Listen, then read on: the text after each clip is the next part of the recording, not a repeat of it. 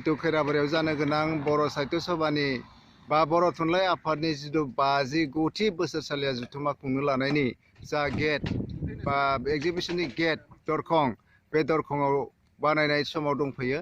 बेवहाय आं बिथां इनचार्ज बिथांखौ लोगो मोनदों। गेट बानायनाय बा दरखं बानायनायनि जा इनचार्ज बिथांखौ लोगो मोनदों। बिथांनिफ्राय आं बेसेबां खामानिया दावगादों बेनि बागै आं सोंनो थाखाय बिथांखौ खाथियाव थांनो नागिरदों। बिथाङानो जाहैदों गेट इनचार्ज।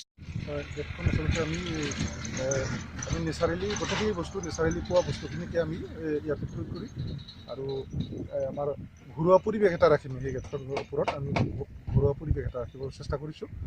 প্লাছ গোটেইখিনি আপোনালোকে দেখাই পাইছে খেৰ নৰা বস্তু কৰি আছোঁ। আমাৰ প্ৰায় 35% মান হৈছে গেটখন। অলপ বেছি হ'ব পাৰে হয়তো এইটো ভিতৰত মোটামুটি 80% কাম শেষ কৰিম।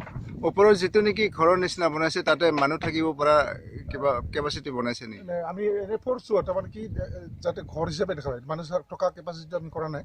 আমি ইচ্ছা কৰিলে আকৌ পাৰোঁ তাতে ইচ্ছা কৰিলে পাৰোঁ সেইটো বনাই দিব পাৰোঁ। ভিতৰত অলপমান চাং টাং আমাৰ প্ৰয়োজন হ'ব তাতে। ধুনীয়াকৈ মানুহ সোমাই পেলাই আমি থাকিব পৰা বহিব পৰা অলপমান জেগা এটা আমাৰ ওলাব পাৰে তাতে ইচ্ছা কৰা যায়। মাটিকালিটো মোটামুটি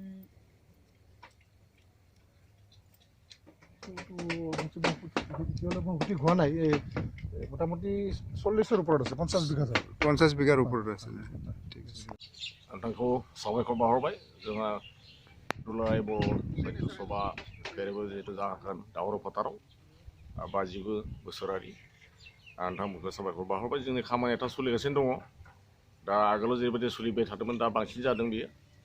रायजो राजानि मदद लानानै मोजाङै सोलिगासिनो दङ आरो बिखेखै जोंनि एग्जिबिशना नोंथाङा नुखादों बेहायबो मोजां सोलिगासिनो दङ दा।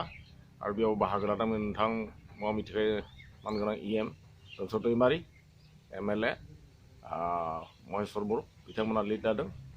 दा गासिबो खाथि खालानि रायजो राजाफ्रा ज' खामानिफोरखौ मावदों आरो जेरैबायदि लुगैदों जोङो बेबायदि रायजो राजानि मदद मोनदों आरो भरसा खालामो गासै रायजो राजा जाहाथे बेहाय मददथि होयो। जों बेखौनो नोंथांमोननि थ्रुयै माने साबायखर बावहरदों। लोगोसे गासिबो धोरोमारि आरो राव धोरोम गासै मानसिया जाहाथे फैनानै लैहोर फैनानै माने जों बे बर' थुनलाइ आफादा जाहाथे मोजां रोखोमै सोलिलाङो बेनिखायनो गासैबो रायजो राजाफ्रा जों मददथि लुगैयो। ओरैनो बेसेबांसो पार्सेन्ट आवगायखो दायो? दाथ' मथा मथि प्राय 70% हमजायो नोंथां। जिहेतु दाबो माने मथा मथि माने दिन दंफैयो जेला जों भरसा खालामो रायजो राजानि मददथि मोननानै जों खामानिखौ दावगालांनो हागोन। बेनोसै। बे गेटखौ बानायनायाव एबा दरखंखौ बानायनायाव ओरैनो बेसेबांसो खरसानि? दाथ' जों जेरैबायदि बाजेटमोन बाजेटआ जेरैबायदिमोन जों बाजेटनि साय सिङाव मावनो थाखाय जों नेचारेल जों मावदों। ओंखायनो जों बाजेटआ मथा मथि 1 लाखनि एसे सायाव थांनो हागौ बेबायदि आरोखि जों नेचारेलि बानायदों बेखौ। नुनो मोनदों गेटखौ नोंथांमोना सम्पुर्नहै आबुङै नेचारेलि बानायनायनि मोनसे हाबाफारिखौ नोंथांमोना लादों एग्जिबिशनाव।